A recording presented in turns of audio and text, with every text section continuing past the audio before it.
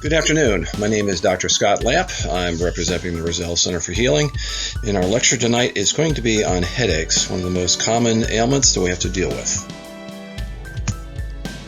According to the National Headache Foundation, over 45 million Americans suffer from chronic recurring headaches, and of these, 28 million suffer from migraines. Developed countries, tension-type headaches, 2/3 of adult males, 80% of females. Up to one adult in 20 has a headache nearly every day. And what's interesting is people think what's common for headaches is generally about 2 per year. So to give you an idea about there's something going on in our bodies that we should be looking at or investigating. Some additional statistics. 91% of the people with migraines cannot work or function during an attack. 53% are severely impaired, often required bed rest. And the reason being is light sensitive and sound sensitive. 31 billion is a conservative estimate for people with the economic costs of headaches disorders in the U.S. each year. And there's people away from work, and you talk about the loss of work time to employers and employees, you can almost get that up to 50 billion. 55% of people with cluster headaches, those pounding headaches, they're on one side and pulsating on one side, and they're clustered, have thoughts of suicide. 5.2 million emergency room visits each year, and tension-type headaches is the second most common worldwide. Migraines are the 7th highest cause of disability worldwide. In the years of healthy life lost to disability, migraine is the top 20 of all diseases. It takes an average of more than 5 years of people with a cluster headache to get an accurate diagnosis. In our office, we look at any type of disease process as in 3 portions. What's the structural component? What's the organs, muscles, tissues that are associated with this problem?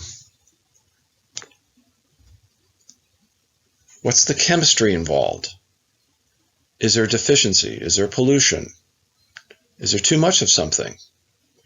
This is also some of the area where we get into acupuncture and the biochemical structure, how you move the fluids through the body. And obviously stress can make everything else worse. What's the interesting thing about stress is when the body's in a stress response, a survival response, it doesn't make immune cells. It doesn't do repair. It just wants to get away. If you're constantly in that state, you destroy the body to some extent. You break it down. And even in the middle, you could say this is the genetic potential of the person. So those things to look at when you're trying to find an answer to your headache problem. There are many types of headaches. Migraines, intense pain on one side of the head. Nausea or vomiting with or without auras. They'll talk about classic or non-classic. Classic has auras, some do not. Sensitivity to light, fever and chills, throbbing type sensations. Tension headache, probably the most common. Mild or moderate squeezing or pressing, which is steady, non-throbbing on both sides of the head, back of the neck, and facial area. Temples, also another area to talk about. Cluster headache, excruciating pain on one side of the head, usually around or behind the eye, same time of day. Sinus, pressure felt in the forehead, cheekbones, and under the eyes, often present with allergy-type symptoms. Disease-oriented, diabetes, sugar handling, hypertension, pressure, TMJ, tension, constipation, toxic, menstrual disorder, vascular, trauma, again, musculoskeletal tension. With headaches, you have to be a detective. You really got to take a proper history. Take an example, time of day. If you have hard to get up in the morning, you get headaches in the morning, maybe even a lower body temperature, you got to look at thyroid as a possibility. Time-related eating and food. Am I hypoglycemic? I have enough sugar in my system. Diabetes and type of situations can have headaches. Maybe I can't get the blood flow to where I need to get it. Allergies play a part there too. Time-related work. If I'm working and I'm stressed out at the end of the day and my jaw's tensed or whatever because of my job, that could do it, but also the ergonomics. My body's not positioned the right way, so I'm putting strain at it all the time. At the end of the work week and the end of the work day, I'm having problems. EMFs are a problem. Electromagnetic fields. People in those electrical fields can sometimes actually be created headaches. Time-related cycles. Menstrual cycles, once a month I get a headache. Those hormonal changes will have vascular changes on the arteries of the brain. Family history. Is there genetic predisposition? Traumatic injury. They're cumulative. They build on themselves. You can get things from birth. Do you have a normal vaginal birth, or did they use forceps? You got to see if there's any trauma there. Location of the headache means a lot. Are they one-sided? Are they all over? Are they in the temple, top of the head? Is it like a rim type, a hat rim type presentation, which is typical with thyroid? History of medications. Is there a rebound effect on the medications? Or is actually the medications causing the headache? Headaches come in stages. Early stage, it's almost like 24 hours before. You kind of feel you have an onset. They know they're going to have something, such as fatigue, depression, food cravings, excessive yawning. By the way, excessive yawning a lot of times helps try to move something called cerebral spinal fluid. We'll go after that in a minute. But it's basically can actually put additional pressure on the skull to cause pressure type headache or a headache from that. Irritability, auras can happen. Headache onset. And then you become sensitive to noise, light, smell. Physical activity can make the headaches worse. Weakness or tingling sensation, even hallucinations. Okay. And then the late stage can occur for hours after the headache, including muscle aches, mood changes, and fatigue. As you can see from this page, the patterns of the headaches are there. You get the TMJs that are here that are at the side of the jaw, but they can also come up and go across the forehead. Sinus. You get upper sinus. You've got the maxillary sinus here. You got ethmoid sinus in the back. And sometimes it's very, very hard. Fluids can get backed up, causing pressure there. And it has that pattern. Cluster headache. Just focus on one spot. Pain is intense. Right in the one spot. And it just comes in throbbing. It's just tons of pain at that point. Tension headache can feel like squeezing the head. It could also be on the top of the head. It could be on the back of the head. This represents one of those. This could also look a little bit like a TMJ.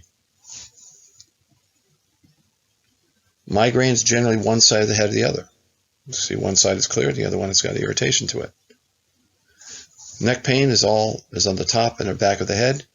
It's also similar to a tension headache. It's a musculoskeletal type problem, similar to TMJ.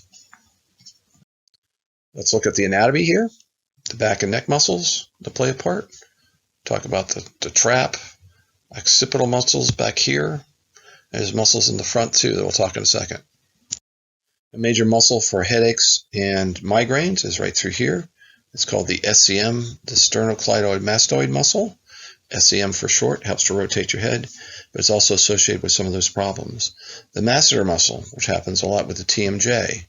Temporalis muscle here, looks kind of like the shape of a football. It also plays a big part. And it's interesting to be history. I had one particular patient that came in.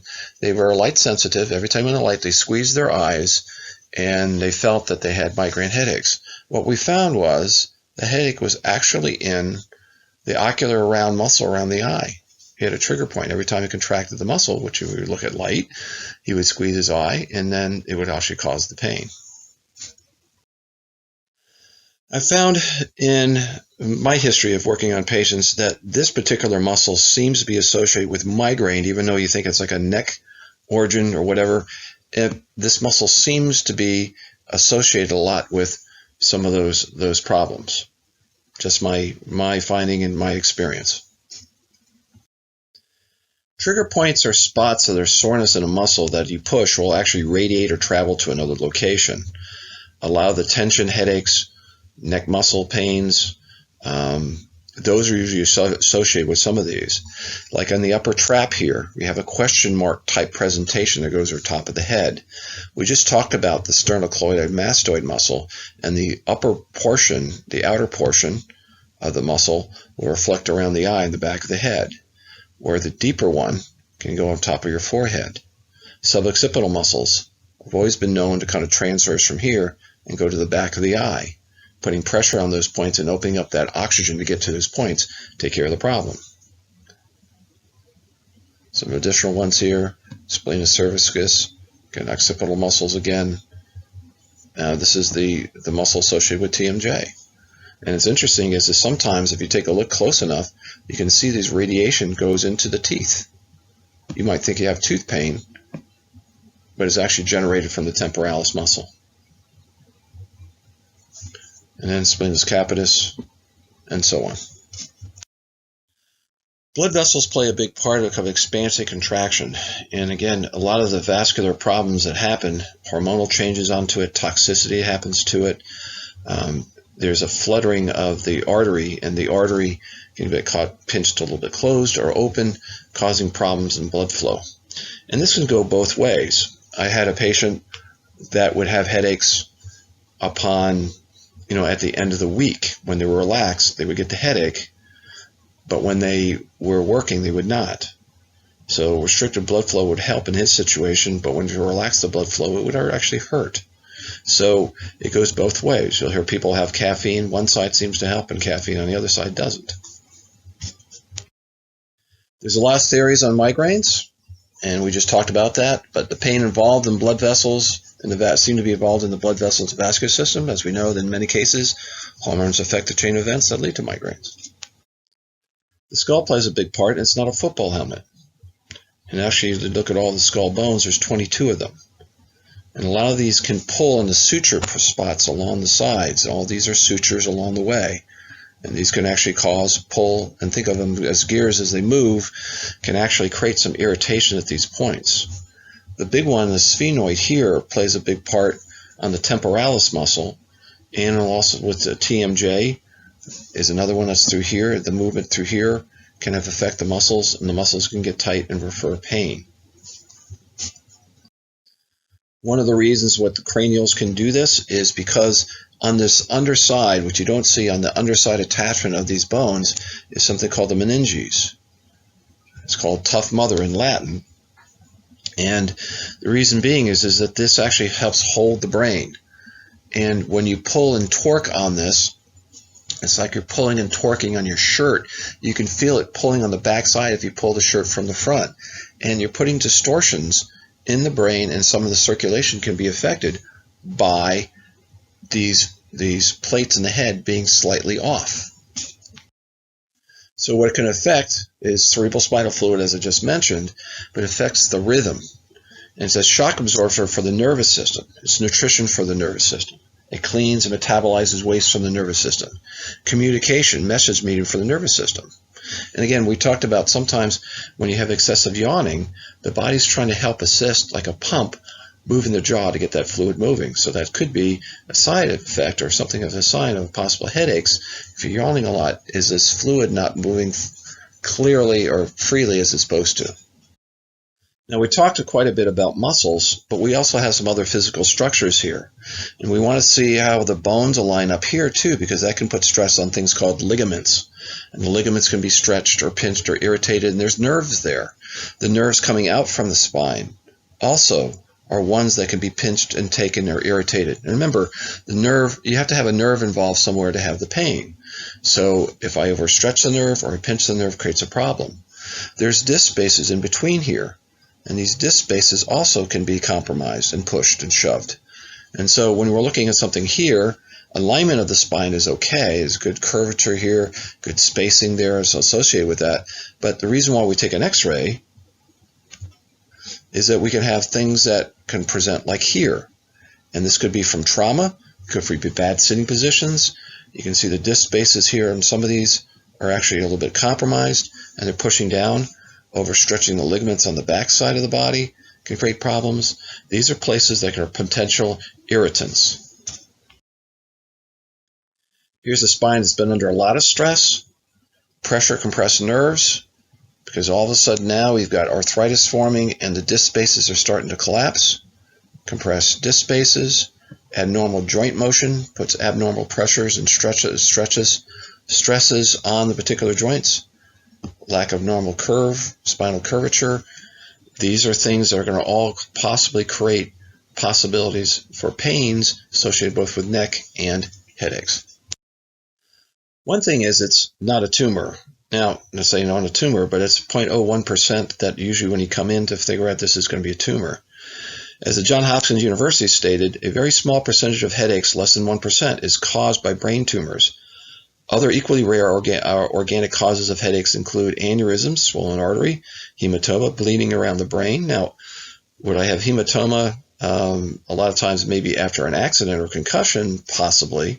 Brain cysts or abscesses, brain infections, hydrocephalus, or cerebral hemorrhage.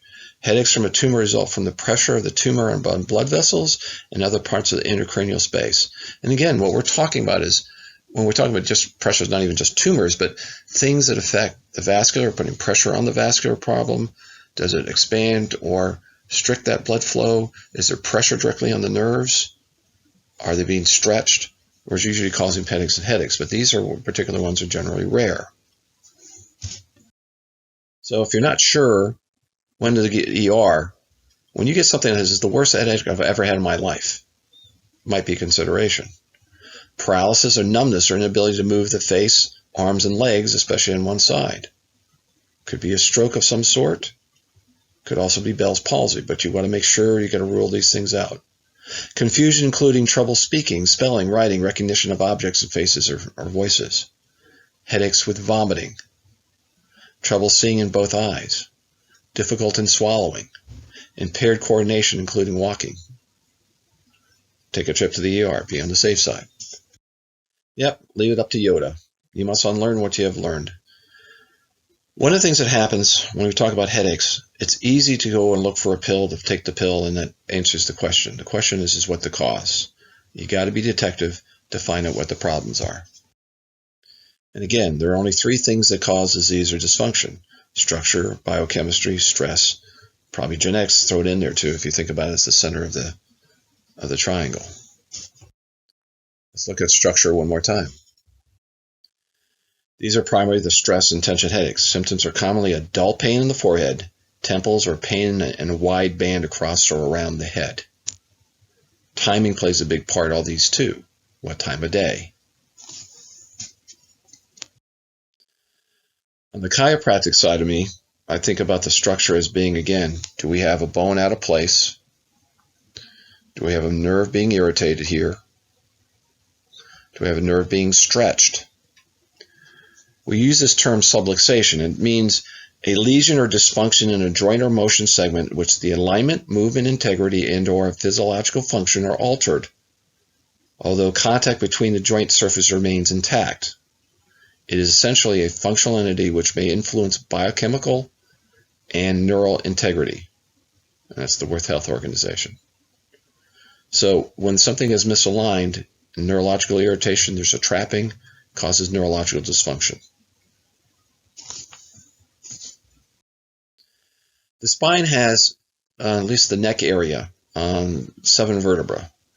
In each one of those, there's ligaments that attach bone to bone. Sclerotogenous pain, sclerotome pain patterns associated with problems with the ligaments themselves, and that's what's represented on these pages. If you got problems through here, I want to look at that section of the spine. Got problems here, that section of the spine. Upper end of the skull and the headache-wise, that section of the spine, and so on. You also have things that are cranial nerves, and this is one particular one is the trigeminal nerve that can give you some excruciating pain and tingling and irritations to the face. It actually has three branches. One branch, the ophthalmic branch, that goes over to the forehead, maxillary, which goes around the cheek, and mandibular one here. And trigeminal neuralgia is usually associated with this. And as you can see, the trigeminal nerve and upper cervical nerves share the same nucleus, which is basically that nucleus right here, same area, and can produce a similar diffuse pain with upper cervical subluxations associated with it. Actually, what works really well with is actually cold laser therapy on this. Works extremely well for the therapy and for the resolution of some of these problems. Metabolic headaches. Think about vascular type headaches, usually presenting on one side, some side of the head. It could be up through the eye and top of the head, back of the head. Metabolic headaches include especially migraines. The headaches have various components from several causes and varying combinations. Symptoms include sharp pounding head, usually on one side, visual disturbances, dizzy and nausea and vomiting, sensitive to light and sound. It doesn't necessarily need to have all these. Metabolic, where do we get the pain? Here's microglial cells. They're part of the nervous system. And when you have expansion and contraction of those arteries, either decrease of oxygen or restriction of flow, this is where usually the pain comes from. Multiple sources of metabolic problems: hormonal changes, blood sugar changes in the body. People are hypoglycemic, diabetic, blood volume changes, meridian deficiencies. We'll get into that in a little bit. Electromagnetic shifts and exposures can have an effect on blood flow. Depressed immune function. Biochemical alterations. Allergies. Certain types of foods. So here's a question for you. What's the one most common cause of headaches and one of the most uncomplicated to fix? The answer simply is water. We have a lower blood volume, and the water can create all kinds of havoc in the system of the body. Increase your water volume, you actually increase the volume of blood in the system, improves it greatly. The hydration calculation: take your body weight in pounds, divide by 2.2, and the answer is how many ounces you should drink. So whatever your answer is, so the answer in pounds, answer in ounces. So if I'm 100 pounds, divide by 2, for example, that'd be 50 pounds, but instead of being pounds, I make it ounces. So in this example, 150 divided by 2.2, 68.18, or at least 4 water bottles a day. So now, another question. What's the second most common primary reason for metabolic headaches? And the answer is stress. And one of the number one organs in the system that has to be checked is called the adrenal glands. And they sit here on top of the kidneys. And you can see it here in yellow. Now, the adrenal dysfunction, the stress glands of the body, located on top of the kidneys, part of the endocrine hormone system, produces varying hormones to regulate many different areas in the body. Cortisol, adrenaline, noradrenaline, aldosterone. Affects other organs and systems: thyroid, pancreas, and immune function. Adrenals can play havoc with the sugar handling system. It's a flight or flight response. You have something called the autonomic nervous system. That system, it helps protect you. When you try to run away from danger, the body senses that and puts its blood flow to your arms and legs to get you away. It takes away from your digestive system. When your body's resting, it goes in the opposite direction. But when the body has a flight or flight response from the adrenals, it increases cortisol. Cortisol is going to also be anti-inflammatory, but it's going to also raise your blood sugar numbers. When you raise blood sugar numbers, you increase insulin. If you get things like insulin resistance, sometimes you get more cortisol reaction. So it's really trying to understand how hormones work, but the stress response and how much it plays with your hormones is vast. Here's a good example to what happens when stress starts to accumulate. Cortisol increases. Cortisol increases here. As the body puts blood flow into arms and legs, it does not have the energy to make immune cells. Adrenals fatigue and depressed antibodies to the point where the body and the fireman who's coming in, the cortisol guy, now gets exhausted and no longer can handle inflammation. Inflammation has a tendency to block flow through the body. Again, when you're blocking flow, you can cause problems and toxins backing up, henceforth headache problems. Decreased immune function and increased inflammation set the stage for recurrent sinusitis. A secondary note, if you want to get rid of some of these problems, also the allergy situation or the sensitivity situation can play a part. Certain things will actually increase mucus. There's small holes for some of these things to drain, and if you have thickening foods, gluten, milk, or another known irritant to your system, you might be making it so thick that you clog up these spots and you put pressure back onto the sinus system. Cluster headaches, extremely painful, occurs several times a day, and has a very severe headache. On one side of the head, generally around the eye becomes droopy, the nose starts to run, watery eye, there's pain that radiates into the jaw, facial sweating, and redness of that eye being involved. Cluster headaches, unknown, but their current thought processes are allergens, stress, seasonal changes, male sex hormones, occasional head trauma, maybe a combination of all the above.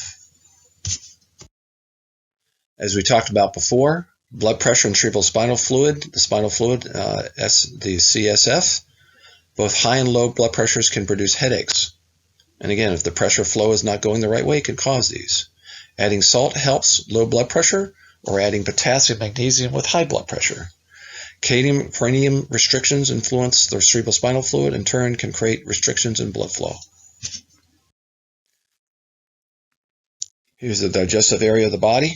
Includes the stomach, the liver, the pancreas, gallbladder, and small intestine, large intestine.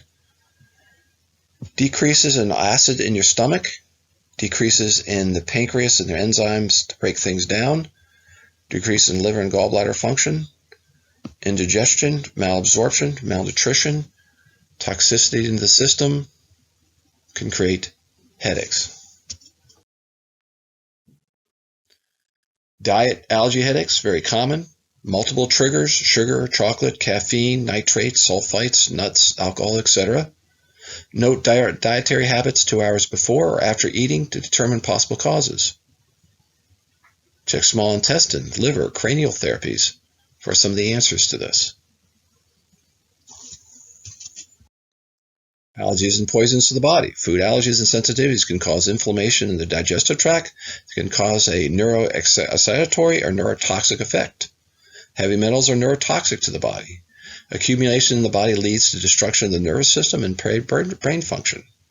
Some common causes of neurotoxic, neuroexcitatory substances include aspartame, MSG, sorbitol, sodium nitrate, caffeine, fluorides. Of course, these are the muscle.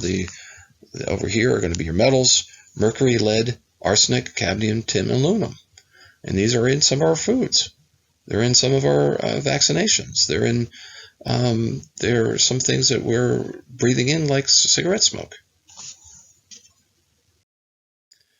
Acupuncture meridians and meridian deficiencies. And meridians really move energy and blood flow to different areas. I think we kind of think about energy as being this quasi weird thing where you can't see it.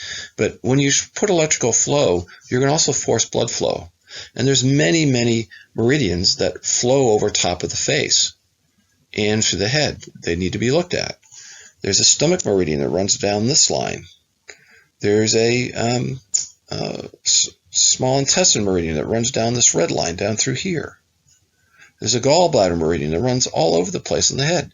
These are things that need to be checked.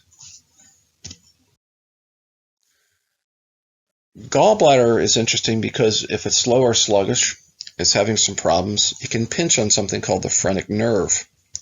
And it runs from here and then runs up along the side of the neck and around to the head in the cervical area.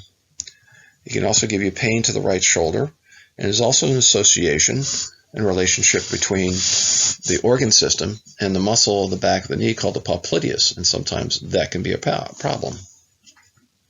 It's a major one to be looked for headaches. As you can see, the gallbladder meridian runs all through the head and it comes down through the rest of the body here. Now, the way I kind of look at acupuncture meridians is, does the river run through it? Is there a meridian running through the area of your complaint? It needs to be investigated. It may or may not be part of the problem, but it needs to be looked at. Metabolically, again, electromagnetic pollution can sometimes cause problems. You have power lines, cell phones, Bluetooth earpieces that are in, wireless elements that are around their house. All these devices and signals affect our bodies, phases of the moon. We do have things called Q-links that actually help protect the body. You can put it on your phone, you can wear it on your body. There's things that do some dampening into your house that should be investigated, and these might be able to be part of the solution.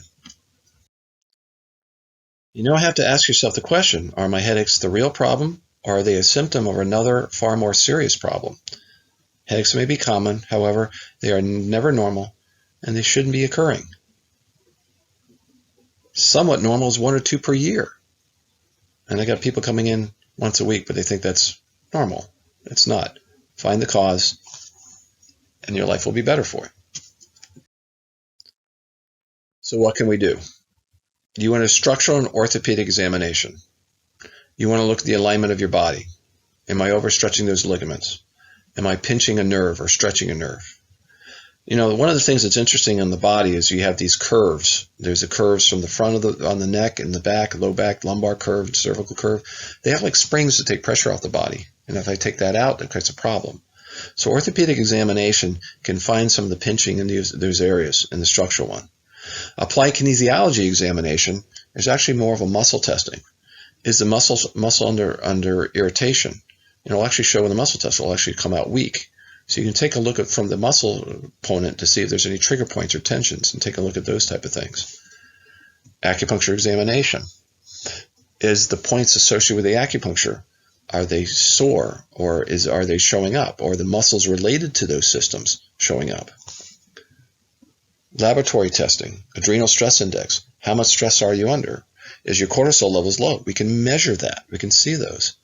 If we want to see how well your digestive system is, you can look at a complete stool analysis and take a look at those. We can do heavy metal toxicity challenges or ways to take a look at. There's also hair analysis. Is there something we can take a look, and you have some of those neurotoxins in there? And food allergy testings are big to find out if there's any particular problem with a certain type of food that you have. The medication situation, it's the quick fix, but they only work about 50% of the time. There's possible rebound headaches worse than the original. They don't necessarily solve the problem. You're covering up a symptom.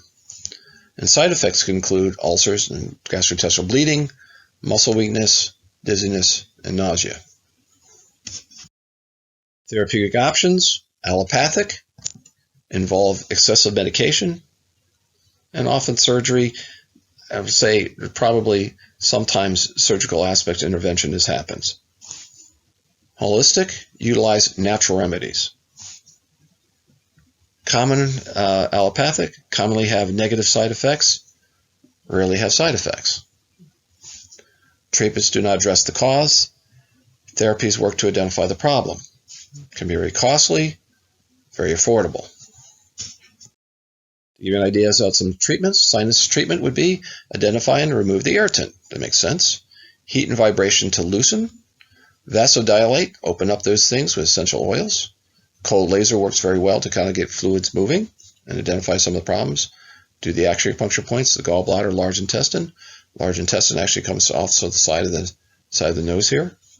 Chiropractic and cranial techniques to make sure there's nothing that's causing a jamming of those sutures, which actually can cause some area of blockage. Dietary changes. Vitamin D is something that's so very important. In this case, it protects against infection and production on dopamine and serotonin, in turn, have an effect on swollen arteries. Men with the lowest levels of vitamin were twice as likely to have frequent headaches than those with higher levels of vitamin D.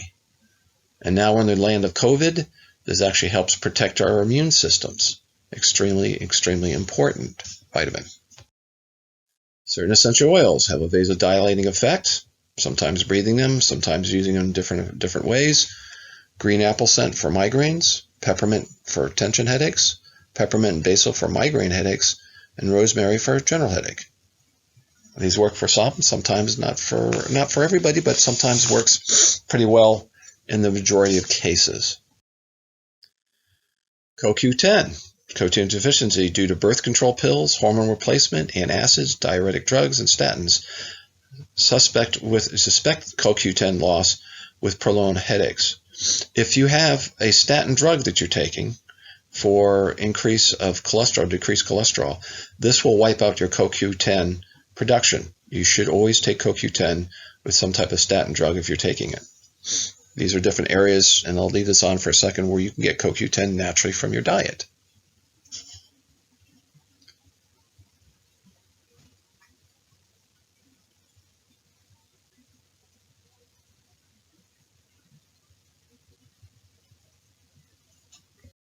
Some other good things, supplements or even foods. Ginger combined with feverfew for migraines. Rhodiola for tension headaches. 50% of those with current headaches need magnesium. And magnesium is one of the major mineral deficiencies that we have. We don't put it back in our fertilizer. 10 teaspoons of cayenne pepper in water stimulates endorphins for migraines. Kale shake, high vitamin A for sinuses. Cautious if you have some liver problems. And radishes to open up the sinuses. Thermal heat that forms from the radishes help open and vasodilate. We have homeopathics that can be used. The homeopathics are very interesting because they're very precise. You got to find out what the headache is, what the symptoms are. Nepellus here, you take a look at band-like sudden violent bursting. You take a look at belladonna, a sudden violent throbbing pounding. A hot head has the whole body, the whole face is flushing. Nux vomica, splitting, hangover, nausea, irritable. It's all over the place. Okay. And you can take a look at the other ones that are here. Very specific. Got to see where the locations are, and sometimes it can be very beneficial. In our office, we use something called quantum neurology, and it focuses on allowing the nerves that may be associated with painful or debilitating injuries, illnesses, or conditions to stabilize so the body can heal itself. This is a safe, non-invasive technique that allows the doctor to evaluate and strengthen and rehabilitate every major nerve in the body. So this works on a lot of the cranial nerves. This is the one we're talking about, trigeminal neuralgia. Cranial nerve number 5 works really, really well to offset some of these problems. Bell's palsy type problems, very, very good and very, very gentle to the system. Here's some massage points for metabolic problems. I'm going to do this massage on one side or the other of the diaphragm, and massage on the right or left side. The more tender of on the left could be the pancreas, and on the right could be the gallbladder. And you put light pressure up to 2 minutes, and if it seems to help a little bit, then you know that you have to do something and get some help and try to correct what you're eating, because this might be a dietary thing. So this might give you an idea about what's going on. Massage, as we know, and if you have a massage, it's always good to kind of relieve some of the tension. So massage in a lot of different forms, very beneficial. Gentle massage of the temples, the neck, and the scalp for tension headaches. Gentle Tai Chi massage for chronic tension type headaches. Lymphatic massage, deep tissue massage. All those have a way of getting fluids moving in the body. Lymph is your sewer system. You don't want that backing up. That's toxic. Okay, lactic acid, it may be from an athlete. Just getting some general soreness and get good oxygen flow to the muscles. Massage is great. When dealing with throbbing vascular migraines, estrogen, oxytocin, and vasopressin influence our vascular migraines.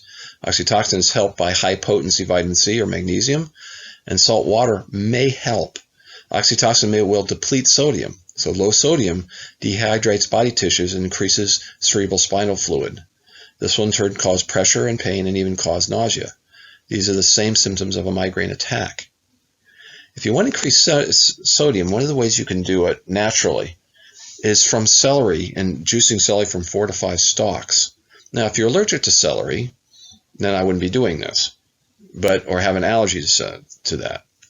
Now, another thing on vascular headaches too is we're looking at getting blood flow to certain areas. If you put your feet and get your feet into a warm water, or put some heat blankets or some type of heat on top of your feet, and after a minute or two, put cold on the back of the neck, you can drive the vascular flow from the head to the feet to calm down the irritation. Ergonomics is a major player on the structural integrity of our bodies. One of the things is you want to keep your body where your head is actually in line with the shoulders, and the back has a nice good curve to it, and you've got to be sitting all the way back into the seat.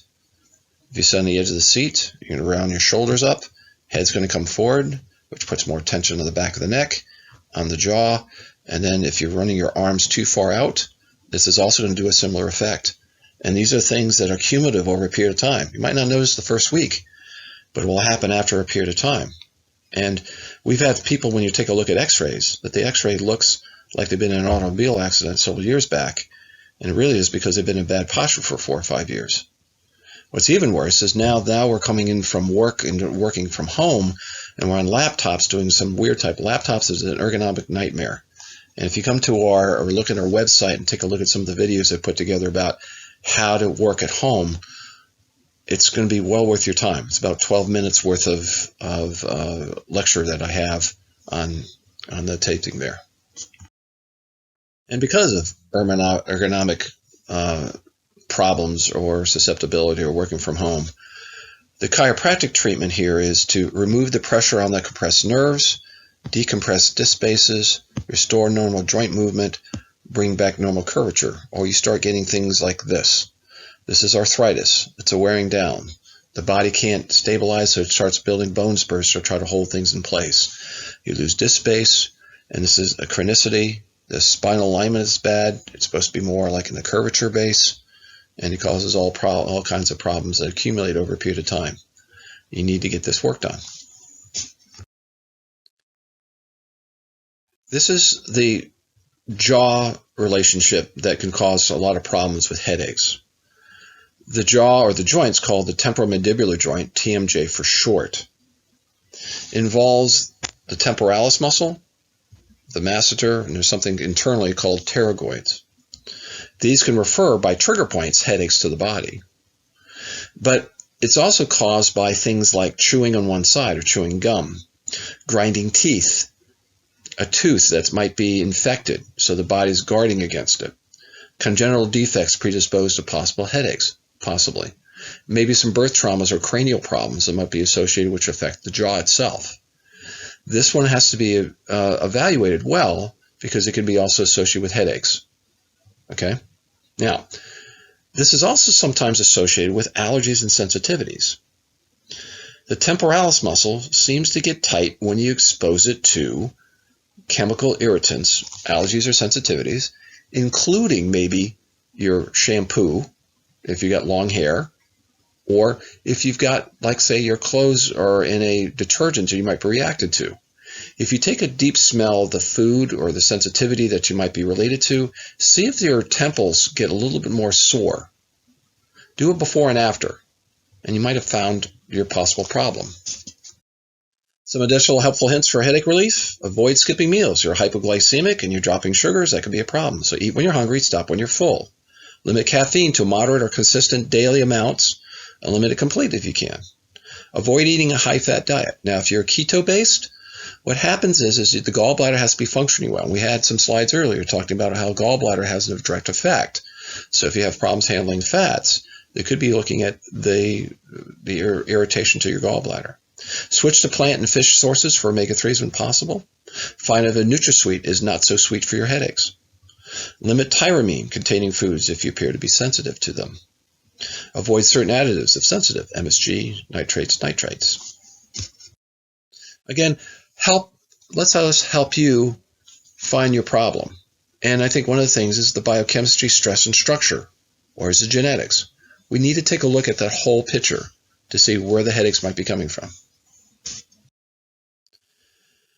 And I want you to thank you for listening to the presentation, and we're going to give you an opportunity to see if we can actually improve your life. And also, at the same time, you can also work with our CFO, which is caring for others. If you want to change your life, and headaches are taking part of your life away, then take advantage of what we have for you. Usually an examination in our office is $225. This offer to you is $99.